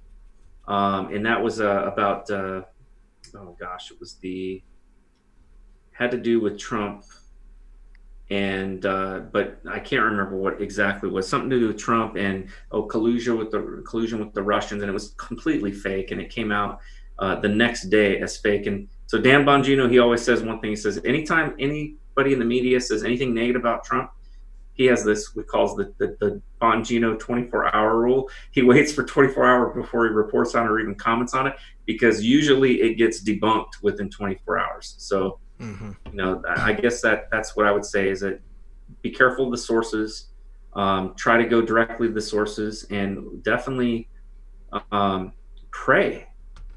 How many times do we ask God, reveal the truth to me, lead me to the right information? If you want to be a part of this fight and you want to be in this battle, we need divine, guidance and divine direction to show us where to look. And I believe he will show us. Katie, thank you so much for your call, hon. All right. Thank you. You guys have a wonderful evening. You do the same. Bye-bye. Bye-bye. Need to say a couple of quick thank yous. Debbie Boyer said, "You are amazing." Thank you for that, Debbie. Death Valley Press, my good friend Wes, he says, "If you see a little person on social media crying and asking for money, give it to Red Pill instead. # not a hoax." Is this a plug for your upcoming television show there? Richard Cook says, "Thank you, RP, for getting Nate on. Praying for you, Nate. I'm proud of both of you Patriots. Thank you for that." Social Observer asks, whatever happened to the Florida cop whistleblower that said he sent Jeffrey E. files on video to Russia, specifically Prince Andrew stuff? He just disappeared. I can't remember his name. He was on Sarah Westall's program several times, but I believe he is in hiding in Russia. If anybody can put his name, John Mark Dugan. Thank you. I knew the audience would know that. I would love to get John Mark Dugan on the podcast and interview him, because I would like to know exactly what happened with that situation. Coming up next, we don't have a name. It just says iPhone, but we've got a person on the screen. What's up there, caller? Can we get your name? We're going to have a delay. I need your mic. All right. Well, he's waiting for the mic. He's probably listening to the broadcast, and oh, there he is. He's there. How's it going?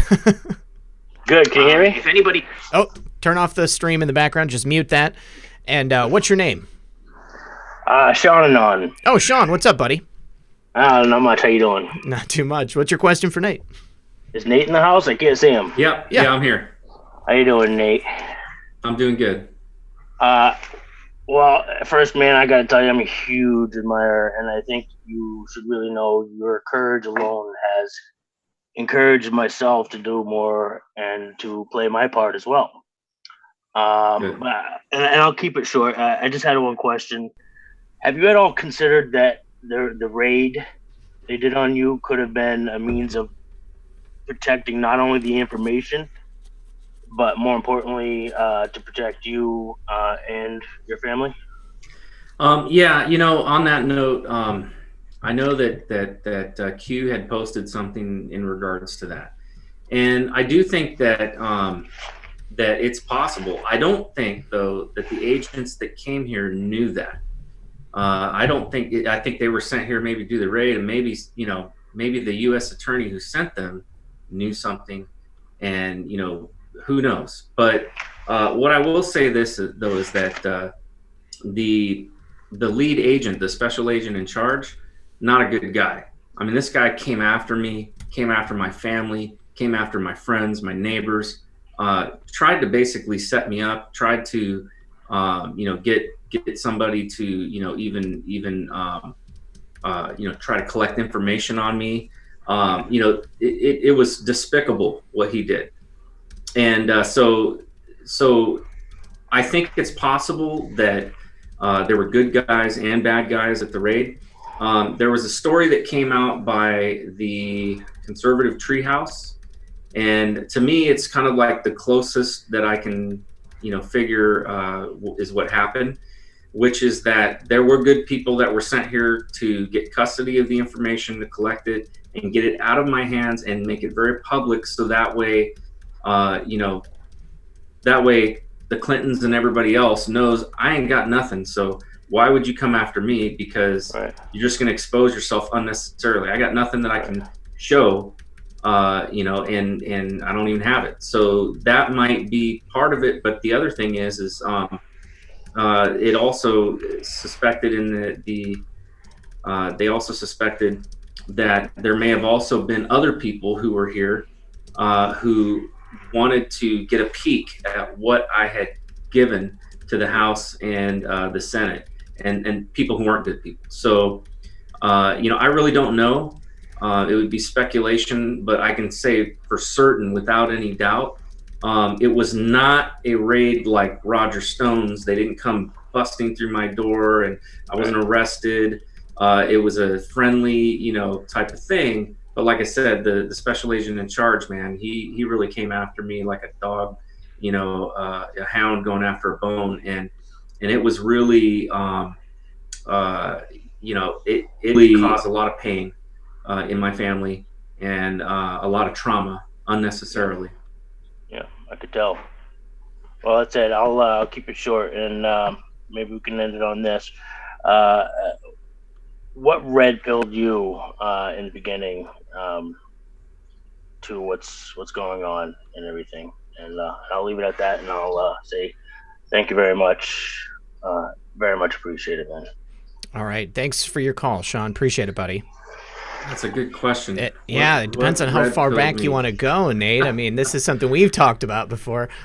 Yeah. I have had for a long time, I think I've been a conservative since I was in high school. And so as far as conservatism, I was like president of the Young Republicans Club in high school. So, I've been a conservative for a long time. I think what red pilled me though, in that and when I, that might mean something different to different people. For me, red pilling is basically opening your eyes to see the truth. It's because it comes from the movie The Matrix, right? Do you want to take the blue pill and keep, basically seeing the lie, or do you want to take the red pill and know the truth, even if it's difficult to swallow, right?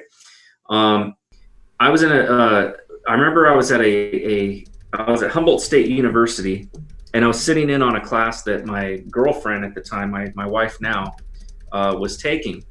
And it was like a philosophy class or something. I don't even remember what the class was, but the professor brought up this question. He said, if you had, and this was long before the movie The Matrix came out, so it was very fascinating, but he said, if you could be hooked up to a machine that would give you in your mind a perfect life, but it was all a fantasy, it was all a dream, it wasn't real, or you could choose to be disconnected from the machine and everything would be real, but it would be terrifying. Which would you rather have? Almost everybody in that class raised their hand to say they would prefer to be connected to the machine. Yeah. I did not. I raised my hand and I said, hell no. I want to know the truth. I don't care if it's scary. I don't care if I don't like it, because then at least I can fight. Mm-hmm. At least I can fight for something. At least I can try to make things better. But I don't want to be, sucked into a lie. And so I think I've been in a process of red pilling myself, from a very early age. And I know when I was young, I used to question a lot of different things.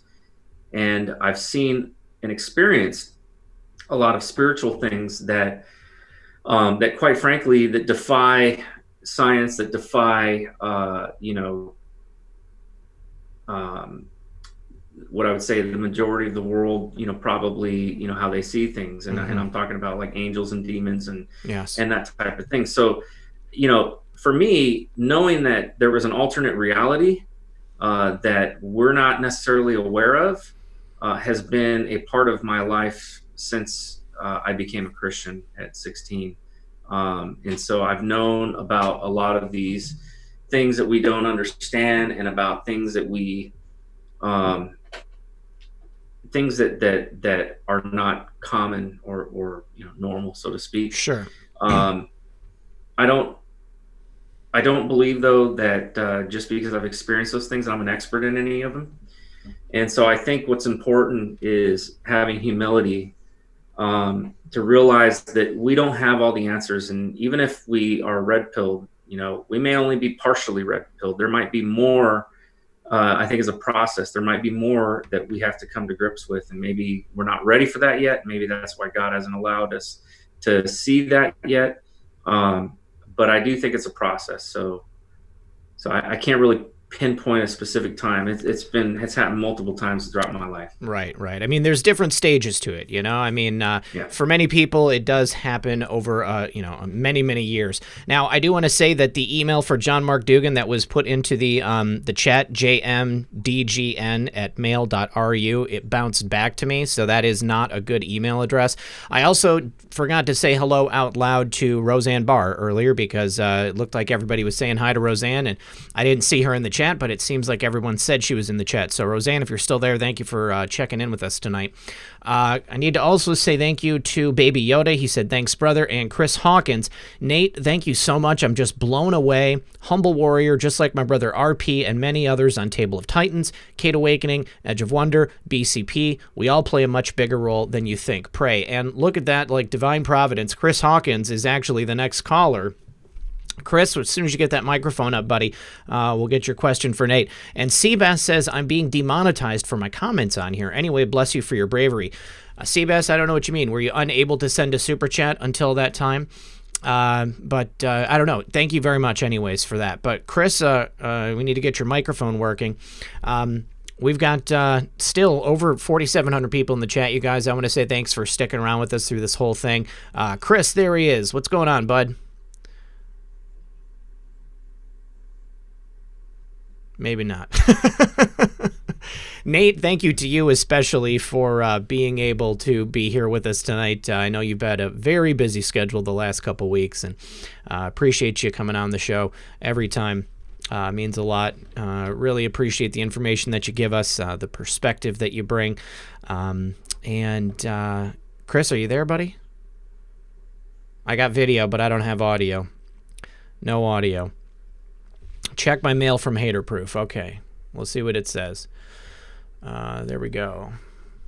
John, the correct John Mark. Can you hear me? Yeah, we can hear you now, Chris. Yeah, go ahead. Thank you, Jesus. As always. Okay, hold on. Let me cancel out here. All right, am I back? You are here, Chris. Yep. Thank you, Jesus, again. Nate, my goodness, man, you're just a normal guy, and you had all of this. Man, the warrior you are is so impressive. And what you said about that you can feel the prayers coming to you. I'm not trying to hijack your show, Red Pill, but can I ask everybody pray for each other in this chat and friends, and I don't know exactly what I'm trying to say here, but just everybody reach out in love in the Holy Spirit and Jesus. and just everybody, just let's push. You want to lead us, Chris? Yes. Go ahead. Yes. All right. Father, thank you for tonight. Thank you for Nate. Thank you for Red Pill. Thank you for our brothers and sisters everywhere. And let's reach in. Let's reach into your love, Jesus. You are what we need to chase. You are the love of the world. And we just need to chase you. And oh man, my head's swarming. I can't think right now. But this is amazing. What's happening now and what's getting ready to happen is just gonna blow our minds how much our Father loves us. The ultimate red pill. Man. Amen. I'd like to pray something real quick. Yeah. Heavenly Father, I just pray, God, that your Holy Spirit would be present right now for everybody who's online right now, God. I pray that you would reveal to us, Lord, your truth, what your purpose is for each of us, Lord, in our lives. God, that you would open us up to be willing, Lord, to do the things that you've called us to do, that you would help us to not be afraid, that you would help us to not be ashamed, Lord, but that you would help us to stand tall for you in Jesus' name. Amen. Amen. And can I share one last thing? Please, Chris, go ahead. This is something that has become more and more real to me. When it is the most difficult, that is exactly where God wants you. And that's exactly when he wants you to launch, if I could say it like that. Yeah, I completely agree. We are God's artillery. Very true. Very, very true.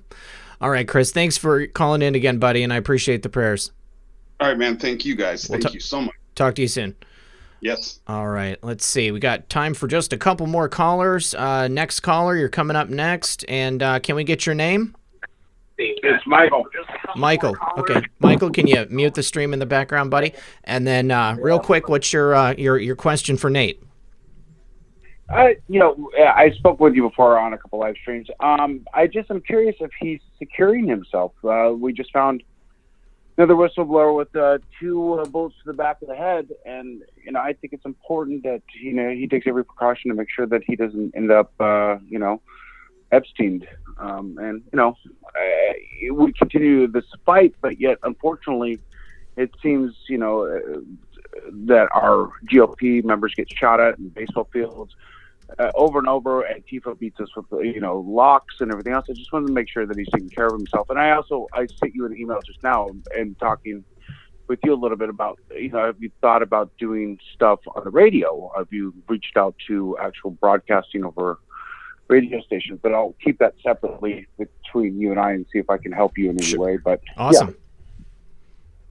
Yeah. Nate? I'm the guy from the Standard Hotel. We spoke a little bit about yeah, Michael. Yeah. There we go. I remember now, Michael. Yeah, I'll look for your email after the show. And Nate, no worries. Yeah.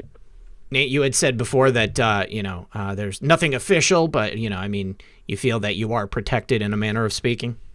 I do. There is. I do feel like there's something supernatural, honestly protecting me. I'm not Catholic, but I bought this St. Michael's pendant. Mm-hmm. And I bought it because I wanted to remind myself every day when I put it on that God's angels are literally defending me. And I really do believe that. There's been some, I guess you could say, prophetic words or whatever that have been, prayed over my life actually years ago, long before this occurred. And I really do believe that God's protection is on me. Now, I'm not being foolish. I do everything that I can. I put up, security lighting, and I do have guns, and I am armed. I do, take different routes, to work and back, and I keep my car, in a locked garage, and I have surveillance equipment. But but you know, you can only so much. There's only so much you can do. Well, my question is: has the government offered you any kind of protection? Because No. obviously, with this whistleblower that they have now, you know, Mr. Whatever, we can't Haney. say his name, Haney. and I won't say his name. Yeah, It's okay. we won't say his name, but he is offered an absorbent amount of protection, even though everyone knows who he is. He was obviously a deep state guy. And everything else, they won't even mention his name. You know, you actually have relevant evidence. You have tangible stuff to bring down people, and it doesn't seem as if, you know. And I never want to knock Trump. I love Trump. I'm a big, huge fan. But it seems as if more and more often, the people that are coming out against the deep state have absolutely no protection. Again, like we just saw somebody with 2 bullets in the back of their head yesterday here in California. Yep. Yeah, I saw that. So you know, I don't. I'm just worried. One thing I want to make clear. I'm worried about you and your children and your family. I'm worried. Well, one thing I want to make clear is I don't have any of the evidence anymore. I got it into the hands of the House Permanent Select Committee on Intelligence and the Senate Select Committee on Intelligence, and the DOJ IG. You know, it's in the hands of the right people. And the copy that I had, the FBI confiscated, obviously, when they raided my home. So there's no threat. I'm no threat to anybody.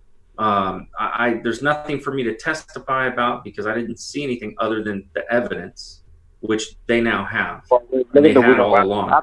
The Wiener laptop got a lot of cops mysteriously suicided. So just in seeing something is my only concern. The reason if I can comment on that, Mike, the reason I think that happened is because that information never came out. You know, it was kept among a select group of people. Then the people who got eyes on that information got to the wrong people, and that's why those people are no longer with us. You know, again, my only concern is look, we're out here, we're putting our necks out. Not me personally, but you know, this gentleman as a whistleblower that's bringing a lot of bad things to light, and I just want to make sure, like, you know, we're a community first and foremost, and we have to protect each other. Sure. And it's very important that we, you know, yes, prayers are one thing.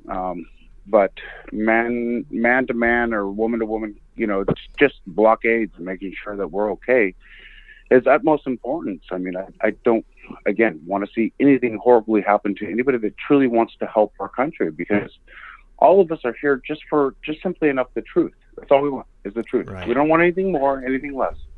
We just want people to stop being corrupt, stop stealing our money, taxing us to death, and, you know, and continuing to enrich themselves through foundations or whatever else they want to call it. And you know, we're good people, all of us, every single one of us. And we just want to make sure that, you know, this gentleman here in saying, hey, look, I saw something horrible. I saw people taking advantage of the system. I saw people doing bad things. I don't want to see something bad happen to him because he just spoke up. He saw something, said something. Sure. So, no, I can understand. Yeah. I can understand. Well, listen, Mike, I appreciate your call, buddy, but we're over the 11 o'clock hour, so I thank you for calling. God bless. Have a wonderful day. Where we go one, we go off. Let's do it. Absolutely. We'll talk to you soon. Appreciate your question.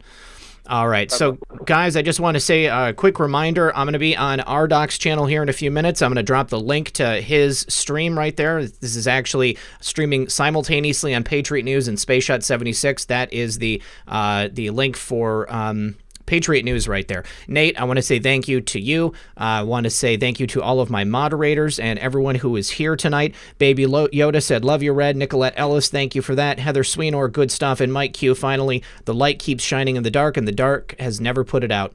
In him was life, and the life was the light of men. Nate, I'm going to give you the final word. Well, I just want to say thank you guys, all of you that have been so supportive of me and my family and praying for us and encouraging us. You may not realize it, but those words that you guys say, the encouragement, the prayers, it matters. It makes a difference. You know, I'm not the only one in this fight. There's others that are fighting and others that have suffered, you know, far greater, you know, tragedy than myself. You know, don't forget about them.